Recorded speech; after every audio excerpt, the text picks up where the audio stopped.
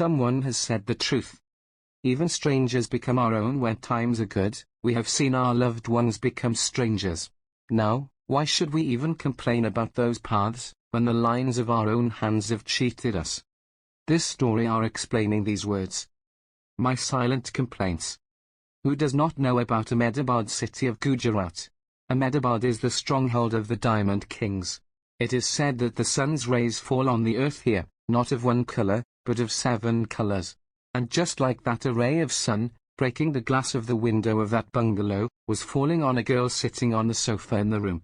It was none other than Sajal Shah, daughter-in-law of Mr. Darvel Shah.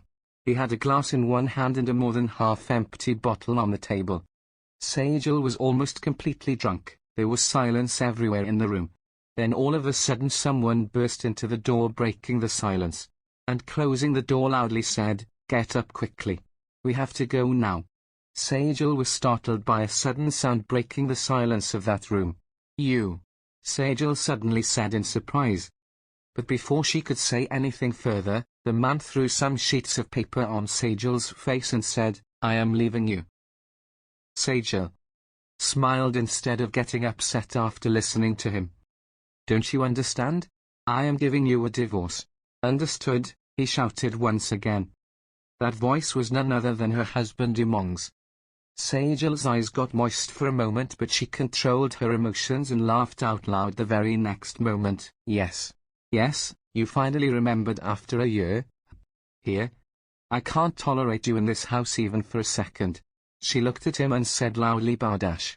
Mr. Umang Shah, you have tolerated me for only 2 years, but I have been tolerating you for 730 days, 16 hours, and for the last 48 minutes. To show more gimmicks. I don't need people like you who shake your waist on the crumbs thrown by others."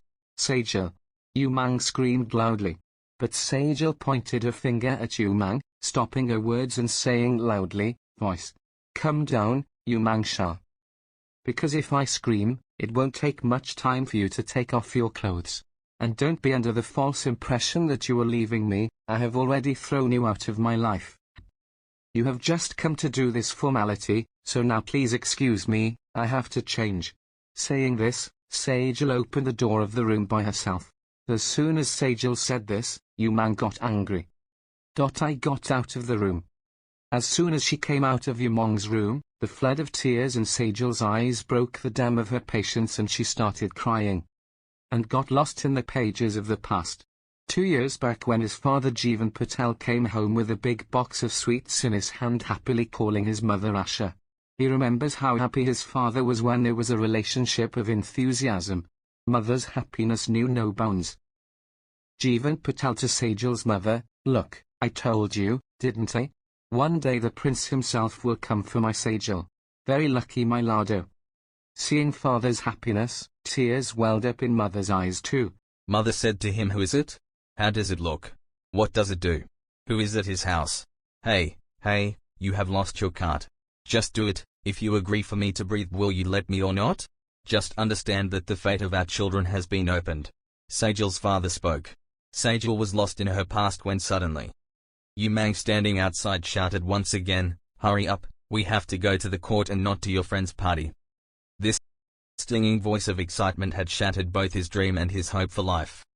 After shedding tears for some time, Sajal finished the wine lying in her glass in one breath and hit the glass with a force on the wall. The glass shattered on the floor with the sound of a filter. And Sajal went to get ready. Umang was a very handsome and stylish-looking boy, as if a brand ambassador of a modeling company. On the other hand, Sajal was a very dark-skinned girl compared to Umang.